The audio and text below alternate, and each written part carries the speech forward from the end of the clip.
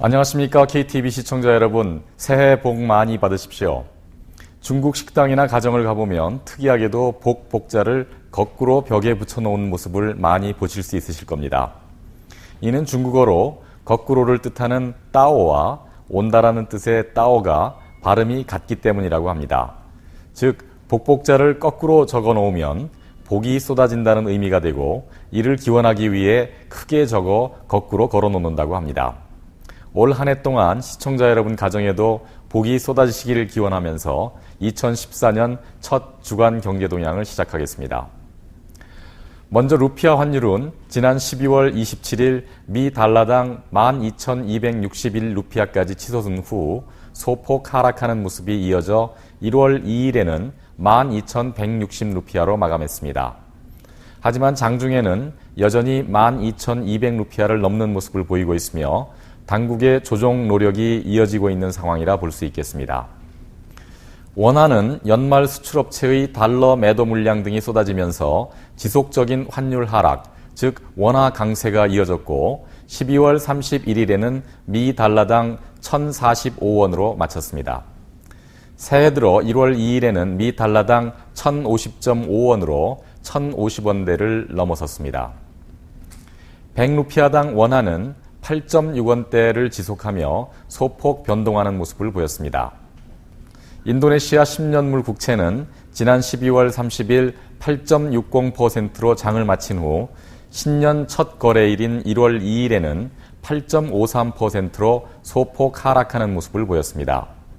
8.5%대로 안정된 모습을 보였던 금리는 연말 자금 수요 등으로 인해 8.6%대로 상승하였다가 해를 넘기면서 소폭 하락하는 분위기입니다. 금년에도 당분간 금리는 주의를 기울이셔야 하실 것 같습니다. 종합주가지수는 12월 30일 4,274포인트로 마감했습니다. 연간으로 보면 1% 하락한 수치이지만 미국의 양적 완화 축소 발표 직전인 지난 5월 20일 5,215포인트를 기록했던 것과 비교하면 18% 하락한 모습입니다. 가장 큰 요인으로는 주가와 반대 방향으로 움직이는 금리의 지속적인 상승입니다. 앞서 말씀드린 10년물 국채는 연초 5.2%에서 연말 8.6%로 크게 상승하며 장을 종료했고, 이것이 주가 하락의 가장 큰 요인으로 작용한 것으로 보입니다. 또한 경상수지 적자 확대에 따른 우려가 향후 예상 수익과 성장에 대한 기대에 민감하게 반응하는 주가에 악영향을 미친 것으로 파악됩니다. 2014년은 푸른 말, 청마의 기운으로 힘차게 도약하는 모습을 기대해 봅니다. 지난 12월 19일 인도네시아 의회는 1984년에 개편된 구산업법을 대체하는 신산업법을 의결했습니다. 이에 따라 다수의 정부령, 대통령령, 장관령 등이 새로 개편되어 발효되었습니다. 신산업법은 17개장 123개 조항으로 구성되어 있고 국내 산업을 보호 육성하는 것을 골자로 하고 있습니다. 이전과 가장 큰 차이를 보이는 것으로는 중앙정부와 지방정부의 권한을 명확히 해서 혼선을 줄이게 되는 것이라고 합니다. 또한 전에는 다루지 못했던 세계화, 아시안 경제 공동체, 정부의 자연자원에 대한 부가가치 증대 프로그램 등을 포함하게 되었고, 산업단지 개발에 있어서의 정부의 역할과 권한을 강조하고 있습니다. 산업부의 안샤리 부크하리 사무총장에 따르면 이번 신산업법에 근거하여 향후 20년 동안의 국가산업발전계획을 입안할 예정이라고 합니다. 이에 대해 인도네시아 고용인협회, 즉 아핀도의 소피안 와난디 회장은 이전에는 여러 곳의 정부 부처와 협의해야 했던 사안들을 이제는 산업부와 협의만 하면 되게 되었다. 절차가 아주 간소화될 것 같다며 환영의 뜻을 밝혔습니다. 하지만 안샤리 부크하리 사무총장은 향후에도 정책 가이드라인 설정 등 관련 부처들의 기술적 참여는 계속될 것이라고 밝혔습니다. 이번 신산업법의 발효로 향후 20년 이상의 장기 계획으로 발전해가는 인도네시아를 기대해 볼 수 있을 듯합니다. 인도네시아 중앙은행은 루피아화 방어를 위한 방안으로 통화 수합을 확대 시행한다고 발표했습니다. 통화 수합 계약은 각 은행들이 보유하고 있는 미 달러화를 중앙은행의 매각함과 동시에 기간 금리 등이 반영된 계약 환율로 향후 재매입할 수 있도록 하는 거래입니다. 시중은행들은 환율 변동에 따른 리스크를 조절할 수 있게 되고 중앙은행은 시중의 외화 공급 여력을 확보하게 되며 환 리스크 경감에 따른 투자 증대 효과를 기대할 수도 있습니다. 한국을 비롯해서 금융시장이 완비된 국가들은 통화수합 거래가 시장을 통해 이루어지고 있지만 인도네시아의 금융산업은 아직 적정한 시장을 형성하지 못했습니다. 이런 까닭으로 중앙은행이 거래 주체가 돼서 시중은행들의 루피아 통화수합 계약을 할 수 있도록 조치한 것으로 보여집니다. 이번 수합거래 확대 조치는 2월 3일부터 시행되고 적용 환율은 자카르타 인터뱅크 스팟 달러 레이트, 즉 지스도를 사용한다고 합니다. 이번 통화수합 확대 조치의 골자는 현재 시행 중인 3개월 물 및 6개월 물에 더해 1년 물 거래를 도입하는 것입니다. 다수의 통화수합 거래를 함께 체결할 경우 최대 3년 기간의 거래로도 활용할 수 있다고 합니다. 한편 최저 거래 금액은 기존 50만 불에서 1000만 불로 인상되었습니다. 또한 중앙은행의 이번 정책 개정에 따라 비은행 고객들이 외환 관련 거래에 대한 해칭이 가능하게 되었습니다. 오랫동안 개통이 지연되어 왔던 카사블랑카 도로 위를 지나는 고가도로가 지난 12월 30일 연말 직전에 개통했습니다. 깜뿡 멀라유와 따나 아방을 잇는 3.4km의 고가도로 건설에는 총 8,400억 루피아, 미 달러로 6,900만 달러가 소요되었습니다. 얼마 전 문을 연 롯데 쇼핑 애비뉴를 가보신 분들은 이 도로를 보셨을 것입니다. 이 지역은 그동안 새로운 오피스 빌딩, 상업시설 및 고급 주거시설이 증가하면서 고질적인 정체를 빚어오고 있었습니다. 당초 2012년에 완공 예정이었지만 2013년 말에 이르러서야 개통이 되었습니다. 그동안 많은 분들이 카사블랑카 도로를 지나시면서 심한 교통체증을 겪어오셨을 텐데요.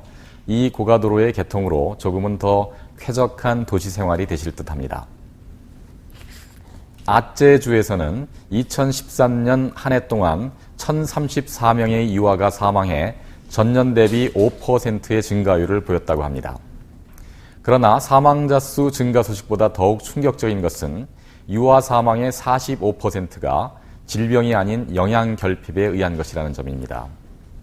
아제주 보건국의 술라스미 부장은 아제에서 사망한 유아의 45% 이상이 적정한 영양분을 섭취하지 못하여 사망케 되었습니다. 영양 결핍은 엄마 뱃속의 태아 시기에서부터 시작됩니다. 라고 밝혔습니다. 인도네시아 전역의 평균을 보면 36%의 아동이 영양실조를 겪고 있습니다. 이는 성장장애, 인지능력 저하는 물론 교육과 고용 전망에도 악영향을 미치게 됩니다.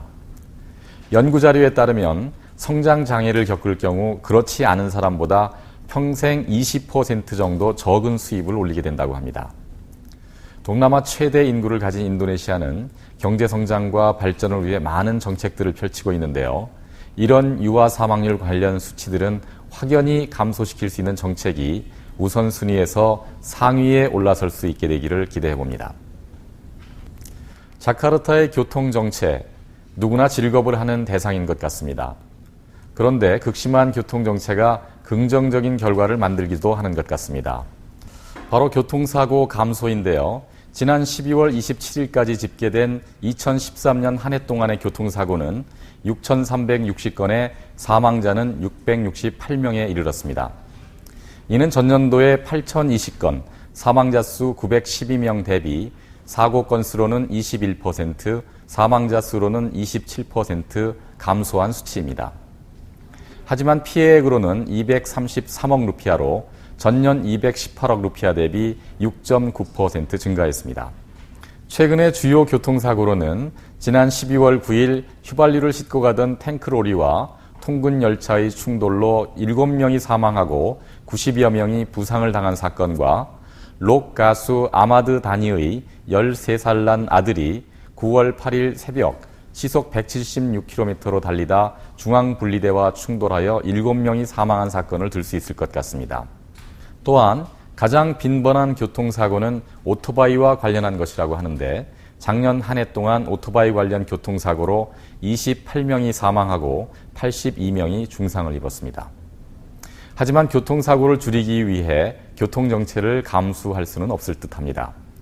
교통정체 해소와 교통사고 감소라는 두 마리의 토끼를 다 잡을 수 있기를 기대합니다. 재무부의 세제 담당자에 따르면 석유, 가스, 그리고 지열발전 부문의 투자 촉진을 위해 부동산 관련 세제에 예외 조항을 신설키로 했다고 합니다. 즉 이전에는 부동산 관련 세율이 모든 부문에 단일하게 적용되어 왔으나 이번 세제 개편에 따라 해저, 해양에서의 채취 또는 발전에 소요되는 부동산에 대하여는 새롭게 낮은 세율이 적용되는 것입니다.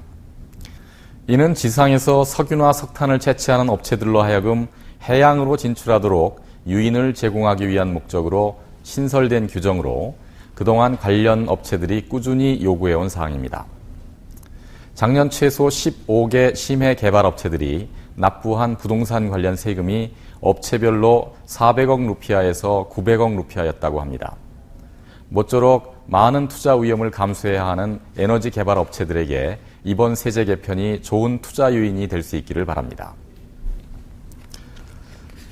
지난 일요일 유도요노 대통령은 이전에 그가 서명했던 대통령령 2가지를 공식적으로 철폐했다고 밝혔습니다.